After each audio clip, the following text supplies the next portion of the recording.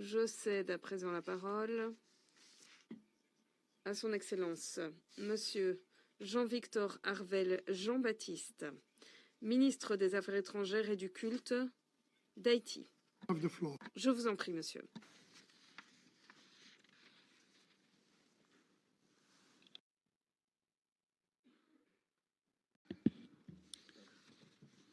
Monsieur le Président, Excellences, Mesdames, Messieurs les ambassadeurs des pays membres du Conseil de sécurité, Messieurs les ministres des Affaires étrangères de la République dominicaine et de Colombie, chers amis, je salue la représentante du BINU ainsi que la directrice exécutive de l'ONUDC. Je salue aussi les représentants du Canada, du Suriname et du Kenya qui vont intervenir sur la situation haïtienne. Excellences, Mesdames, Messieurs les ambassadeurs ici présents, Mesdames, Messieurs les délégués, Mesdames, Messieurs. Je salue la présidence algérienne du Conseil de sécurité pour ce mois de janvier 2025 et je lui souhaite nos vœux pleins de succès dans la conduite des travaux de cet important organe. Je félicite les membres du Conseil de sécurité pour leur engagement indéfectible en faveur de la paix, de la sécurité et de la stabilité à travers le monde, et tout particulièrement pour l'attention soutenue qu'il accorde à la question haïtienne. Je remercie le secrétaire général pour son rapport détaillé qui met en lumière la situation complexe en Haïti et souligne le rôle important que joue le Bureau intégré des Nations Unies en Haïti, BINU, dans l'appui à notre transition politique, à la lutte contre l'insécurité et au renforcement des institutions nationales. À cet égard, je tiens particulièrement à féliciter la chef du BINU, Madame Maria Isabel Salvador, mon amie, ainsi que les membres de la mission pour le travail réalisé dans ce but, malgré les conditions dans lesquelles ils évoluent et qui ne sont pas toujours faciles. Je salue particulièrement la présence à cette séance de mes homologues de la République dominicaine et de la Colombie. Je veux parler des chanceliers Roberto Alvarez et Luis Murillo. Cela montre l'importance accordée par nos amis les plus proches, dont les pays de la CARICOM et de l'Amérique latine, à l'urgence d'une amélioration de la situation sécuritaire dans mon pays et surtout combien ils sont tout aussi concernés par nous, par les conséquences dans la région des actions des gangs armés qui terrorisent la population. Je salue aussi l'ambassadeur du Kenya ainsi que les représentants de la communauté internationale qui sont venus apporter leur solidarité à notre pays et qui prendront la parole aussi à cette réunion.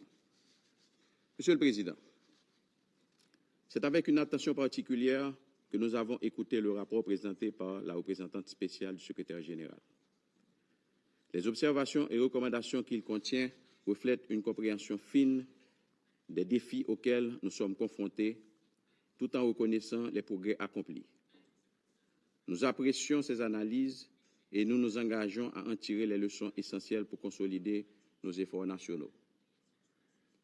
Je prends également note des préoccupations exprimées par les pays membres du Conseil et je réaffirme la volonté du gouvernement haïtien de poursuivre un dialogue constructif et ouvert avec tous nos partenaires pour répondre aux aspirations légitimes du peuple haïtien. Monsieur le Président, malgré un environnement marqué par la violence, l'instabilité politique et une crise économique aiguë, Haïti a enregistré des avancées notables qui méritent d'être saluées. La mise en place complète du Conseil électoral provisoire, incluant une représentation équilibrée des femmes et des acteurs de la société civile, marque une étape cruciale vers la réalisation des élections en Haïti. La tenue bientôt de consultations nationales autour de la réforme constitutionnelle reflète également notre engagement à répondre aux aspirations du peuple haïtien pour des institutions plus inclusives et efficaces.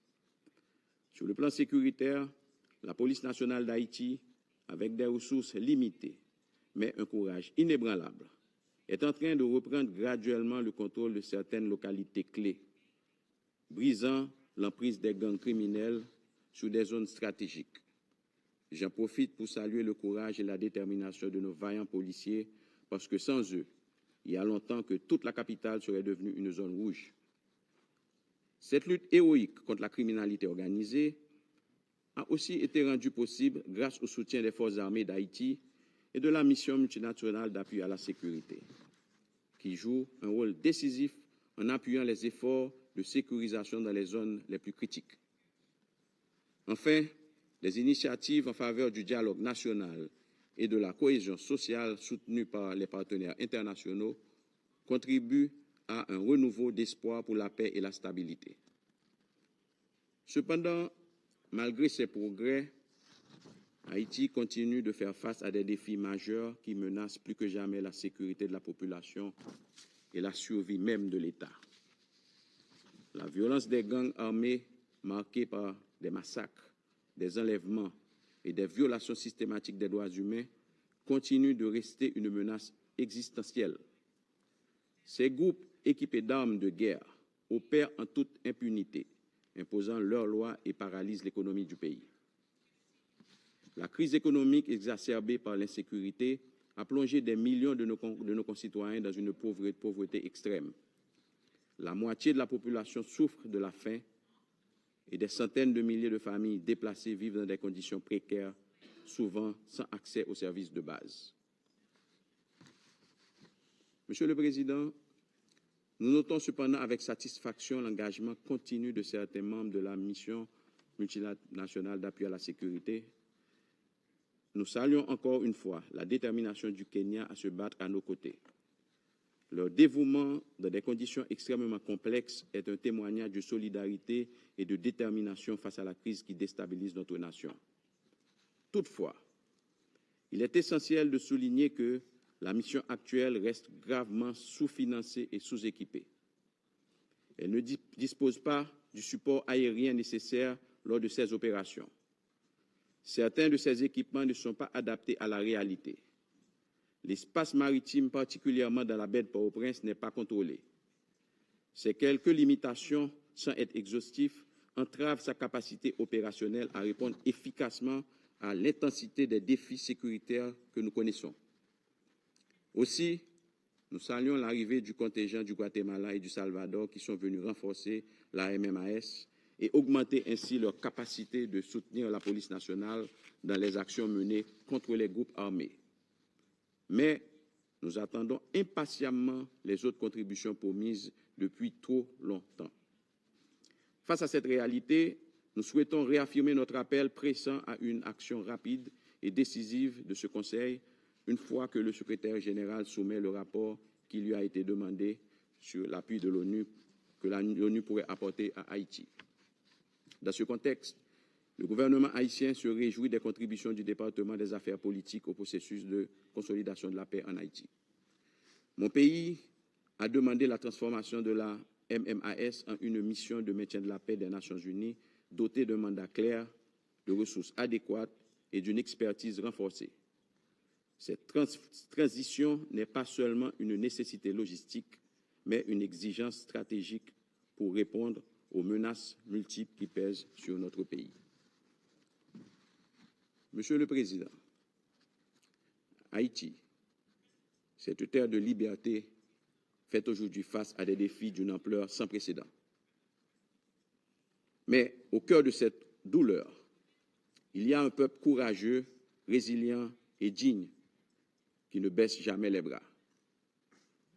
Aujourd'hui, Haïti appelle la communauté internationale, non pas simplement en tant que partenaire, mais en tant qu'humanité unie, à répondre à cet appel de secours. Ce n'est pas une simple crise nationale que nous affrontons, c'est surtout une tragédie humaine dont les répercussions dépassent nos frontières. Ce que nous vivons est un test pour la solidarité mondiale, un test pour des valeurs que cette organisation incarne depuis sa création. Nous avons besoin de votre action, pas demain, mais aujourd'hui. Chaque jour d'inaction alourdit la détresse des familles qui pleurent leurs enfants, des femmes qui vivent dans la peur et des jeunes dont les rêves sont étouffés par les bruits des armes. Haïti ne peut surmonter seule cette crise. C'est pourquoi nous demandons des moyens accrus pour stabiliser notre sécurité et des ressources pour permettre à nos institutions de renaître et de répondre aux aspirations légitimes de notre peuple. Au-delà des mesures pratiques, ce que nous demandons, c'est une réaffirmation de notre humanité commune. Haïti, ce pays dont l'histoire est un symbole de courage et de résistance, refuse de devenir une simple charité tragique. Avec votre soutien, Haïti peut se relever. Avec votre solidarité, nous pouvons construire une nation où la dignité, la paix et la prospérité prévalent. Je vous remercie.